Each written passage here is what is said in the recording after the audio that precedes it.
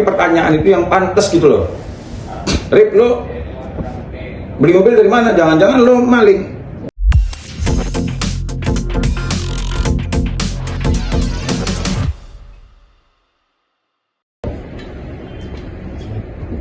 Terkait dengan penambahan pengacara. Tipe shoppingnya. Ya bagus lah. Ya kan, apalagi yang masuk kan jenderal kan. Jadi memperkuat. Jadi kalau yang masuk itu orang yang benar-benar memiliki kemampuan, wawasan, bahkan mungkin bisa jadi kemampuan wawasannya di atas saya kan.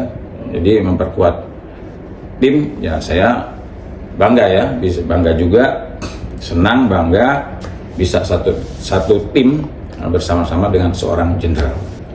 Ya kalau sepanjang untuk memperkuat ya, mungkin ada seperti saya, umpamanya saya konsentrasinya ya pada saat dulu kuliah ngambilnya hukum pidana. Nah mungkin karena ini masuk ke ranah pidana, ya penting juga itu. Saya dengar kemarin kan Pak Riki Sitohang itu penyidik seumur hidup dia. Nah, jadi menurut saya cocok tuh, ada penyidik seumur hidup, ada juga yang advokat yang jurusannya memang khusus penanganan perkara pidana. Ya, yang pertama memang saya nggak secara detail, saya nggak tahu peristiwanya ya. Memang malam itu Gary ya, Nopi memang mengundang saya dia. Cuma sore itu saya WA ke Gary, saya bilang jam berapa Gary? Karena waktu itu kalau nggak salah hari libur tuh. Karena ini hari keluarga, saya bilang sama Gary. Tiba-tiba jam 7 malam tuh pertemuan itu. Nah ternyata memang komplit tuh, ada Nopi, ada Gary, ada Firdaus di situ juga. Saya dikirim fotonya tuh Bang Jos. Nah tiba-tiba nggak berapa lama kemudian saya melihat video Firdaus kan, bahwa dia sudah menjadi penasihat hukum Nopi. Ya saya pikir ya udah nggak apa-apa lah kan, tambah tim lagi gitu kan. Nah, tapi memang kejadiannya seperti apa persisnya nggak tahu saya. Memang Pak Blus sempat saya lihat videonya menjelaskan kronologisnya. Tapi memang ya, memang saya akui memang saya juga dulu waktu sama Novi juga ketika diakui sebagai penasihat hukumnya memang belum diberikan surat kuasa. Nah, itu mungkin Daus menilai kok lama surat kuasanya mungkin, karena kan dia sempat ada kalimat di kantor gue cuma setengah jam selesai kok. Memang kalau memang ibaratnya itu dibuat memang setengah jam. Tapi ya itulah faktanya begitu kan. Biar berjalan aja lah. Apalagi sekarang dia masuk ke kuasa hukumnya Agus. Tapi saya dengar alasannya itu karena apa?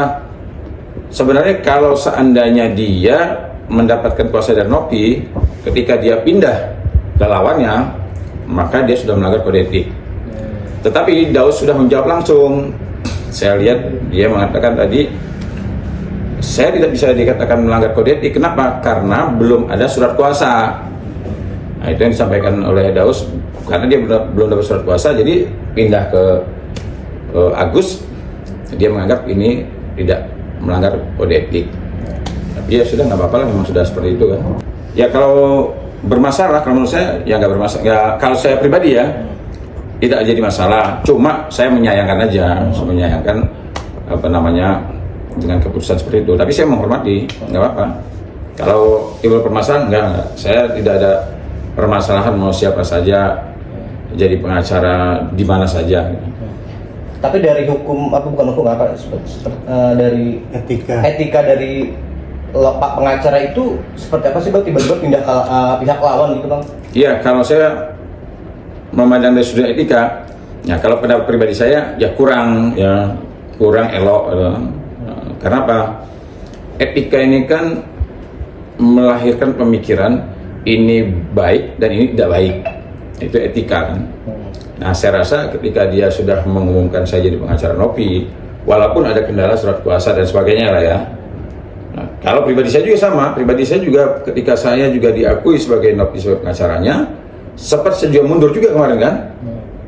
Nah sampai saya mundur itu pun saya belum juga dikasih surat kuasa pada saat itu.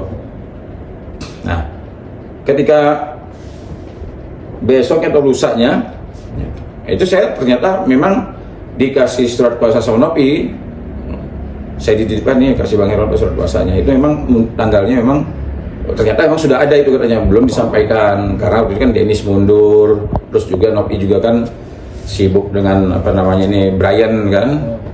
Nah ketika setelah Brian mundur, nah itu saya diundang tuh sama Nopi melalui Gary. Nah sampai di sana Bang Jos memberikan surat kuasa kepada saya dari Nopi gitu.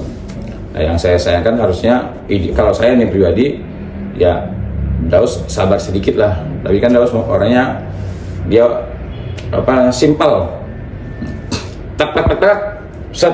Nah jadi ya mau ngomong gimana lagi ya nggak masalah lah, itu haknya Daus kan, haknya Daus. Cuma kalau menurut saya secara etika agak sedikit lucu karena saya lihat percakapan dia, penjelasan dari Pablo katanya sempat lu mau ikut di mana katanya kan, donatur atau Nopi. Nah Daus kan menjawab gua kayaknya cocok Nopi katanya kan, ini menurut Pablo ya, karena gua akan counter Farhad dan Alvin Lim. Nah makanya saya katakan dari sudut etika, nah sekarang dia sama Alvin Lim. Nah walaupun dia mengatakan ini kan pengacara cerdas harus bisa ini, yang memang benar. Kalau dari sudut pandang seorang pengacara itu ada di kiri bisa bela kiri, ada di kanan bisa bela kanan. Ya, berarti ada pembenaran juga tuh Bang? Iya, saya di grup juga udah diinfoin. Jadi begitu video Bang Hotman tuh mulai seliweran, nah ternyata Bang Riki juga sudah memberikan apa namanya itu instruksi lah. Mungkin akan berlaporan. Ternyata teman-teman sudah setuju semua. Ya udah oke. Emang ya harus dilaporkan. Sejak awal saya katakan sama Nopi, orang-orang yang mengatakan hal yang menurut Nopi tidak benar, laporkan. Jangan ragu-ragu gitu kan. Kita ini nangani permasalahan hukum. Kalau namanya menangani permasalahan hukum, kita nggak bisa mengatakan Pak nggak enak Pak, dia orang buta, Pak nggak enak Pak, dia nggak bisa begitu. Hukum itu tidak bisa melihat. Nah itu tuh Agus juga tuh dia pernah di NTB ya, Lombok itu kan cacat juga, tersangka kan. Nah jadi kita ini bukan melaporkan fisik badan orang itu, bukan, tapi perbuatannya gitu kan. Alvin juga sakit itu ya kan, saya ngeliat dia dirawat gitu kan, bahkan dia sendiri ngomong dia nggak lama lagi kan. Nah kalau seandainya kita laporkan, oh jangan Pak, dia sakit Pak, nggak bisa. Artinya kita itu melaporkan orang itu bukan melihat fisik orangnya, tapi perbuatannya itu loh yang kita laporkan. Nah, jadi saya sangat mendukung kalau Nopi ingin buat laporan, saya 100% mendukung. Tapi telak, tidaknya telak banget atau sudah? Kalau penilaian saya memenuhi unsurnya. Saya juga baru kali ini ya mendengar ada advokat yang ngomong itu kayak nggak ada remnya gitu ya, ngebaca begini terus ini walaupun kata dia itu kan pertanyaan, tapi pertanyaan itu yang pantas gitu loh. Rip, lo beli mobil dari mana? Jangan-jangan lo maling. Kan walaupun nggak ngomong dia maling, tapi jangan-jangan lo maling. Jadi ibaratnya kenapa kalimat-kalimat yang